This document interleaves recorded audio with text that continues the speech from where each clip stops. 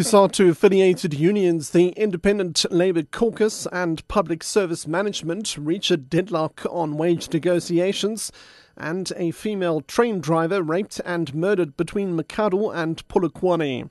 I'm Richard Brooks. COSATU-affiliated unions, the Independent Labour Caucus and Public Service Management have reached a deadlock on wage negotiations. SATU's Deputy Secretary-General, Nkosana Dlopi, says the public service has introduced a revised hike of 6.5% and a 900 Rand housing allowance. Dlopi says Labour initially wanted a 10% increase and a 1,650 Rand housing allowance.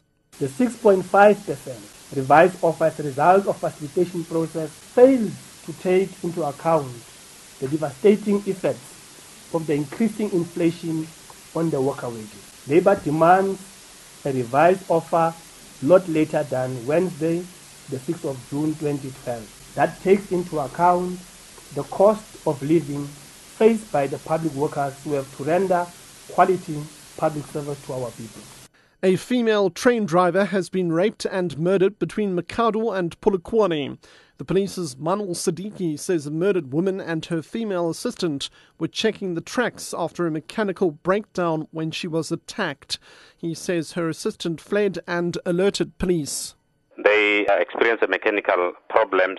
Just when they alighted to check as to what could have been the problem, it is alleged that the lady driver was grabbed and dragged into the nearby bushes. We suspect that she could have been strangled, and then we don't rule out the possibility of it, but those are only preliminary investigations. The assistance is getting counselling from the expertise. Heineken Meyer has named Springbok centre Jean de Villiers as his captain for the 3-test series against England beginning on Saturday in Durban. The Stormers captain becomes the 53rd player to captain the Springboks in a test. De Villiers, who made his Bok debut 10 years ago, is the second most senior player in Meyer's maiden squad, with 72 Springbok caps, 2 behind Brian Habana.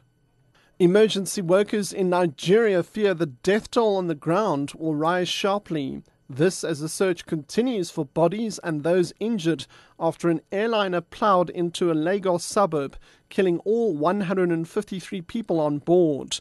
A Nigeria Red Cross report says 48 bodies have so far been recovered, with more being dug out from the rubble. The pilots reported engine trouble just before the crash. The Dana Air jetliner crashed into businesses and crowded flats yesterday.